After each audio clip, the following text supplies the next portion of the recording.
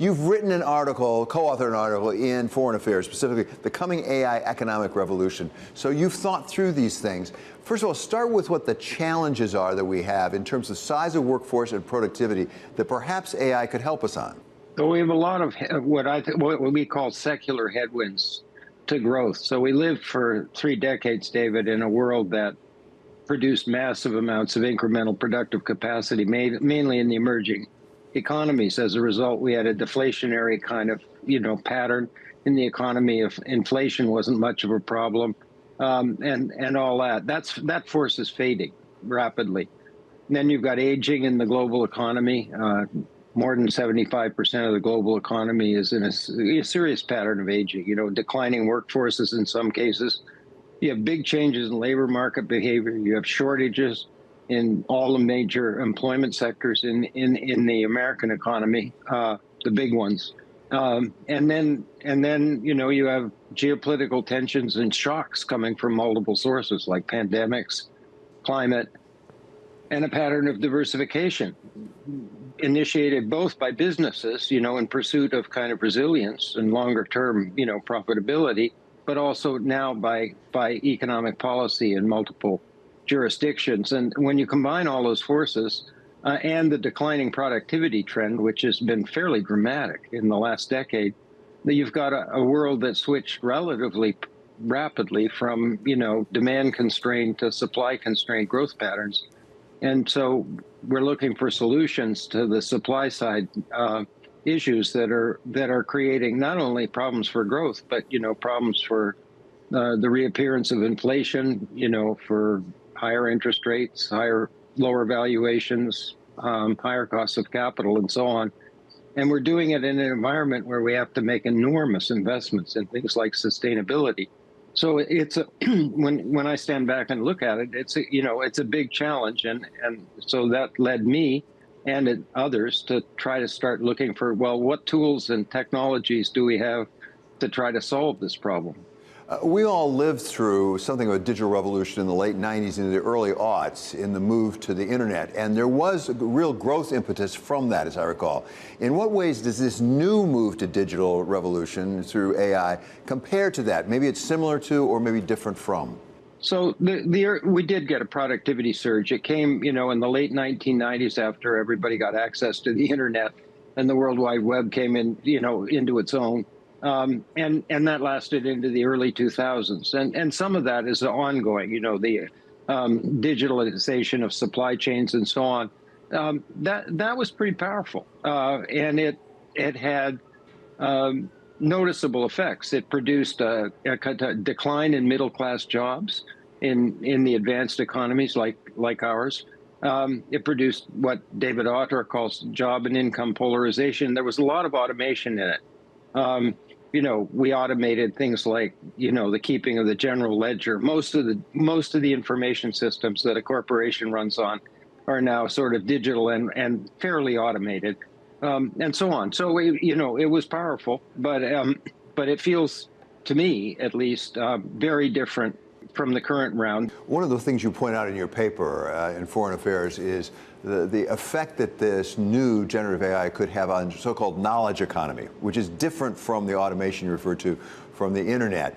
That may well affect a different strata of jobs, as I understand it. Yeah, I mean, the knowledge economy, when you think about it carefully, kind of runs through and across the entire economy. So even in what we think of as sectors that are sort of largely blue collar, there's a fair amount of knowledge, that goes into these things, skills, knowledge, and so on. I mean, take something like nursing.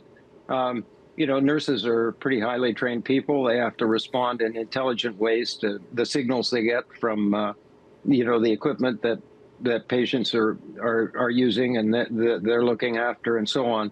But yes, I mean, the CEO of Google, when asked, where is this going to have its immediate impact, it's going to be in the knowledge economy. But I think, we tend to think of that as sort of white collar work. And there's an element of truth in that, but I think it actually does run right across the entire economy. Maybe not to the same depth in every sector, but nevertheless, it's very broad-based. Do we have a sense, and I understand this may not be determinate, I mean, that is to say it may differ based on what we do, but do we have a sense of the extent to which this generative AI will displace jobs? They will go away as opposed to transform jobs? Look, I mean, we're in a period of intense exploration and experimentation. So, people often say, that it's important to acknowledge, real uncertainty when you're in the early stages of this. And that's certainly characteristic of this. Having said that, James and our best guess is that generative AI is mainly, not exclusively, but mainly going to turn out to be, a powerful digital assistant. One of the points you make in the paper is that, as I say, this is not predestined. To some extent, how this ends up depends upon us and what we decide to do about it. Explain to us about what you think needs to be done or should be done so that we get the most good out of generative AI. And as a subpoint, how much of that can be trusted to the markets as opposed to governments? So, I think the markets and government and attitudes and biases, are all part of the mix. So I think the first order of business is to avoid what Eric Bernelson calls in an influential paper, the Turing trap. So Alan Turing proposed that we evaluate progress with digital machines by using the following test. Can we build a machine that interacts with a human and the human thinks that it's interacting with another human? It's a fairly small step. And this is common in the AI world, to evaluate progress in AI by determining how well machines do relative to human performance. So we do that in language recognition. We do it in image recognition, which is a huge breakthrough in the last 6-7 years. And we do it, with generative AI. Does the generative AI do better than the average human on the LSAT, the law school aptitude test? That's okay. But there's a very small step from that to thinking that, well, once the machine passes the human, why don't we get rid of the human? And that leads you to what you might call the automation bias. And that I think we do have to resist. And that's not government, that's not business, that's not any particular sector. It's just the way we think about it. So I think that's step one. Step two is, you can influence the direction of technology and development. And I think, with incentives and so on, and it should be influenced in the direction of collaboration and augmentation.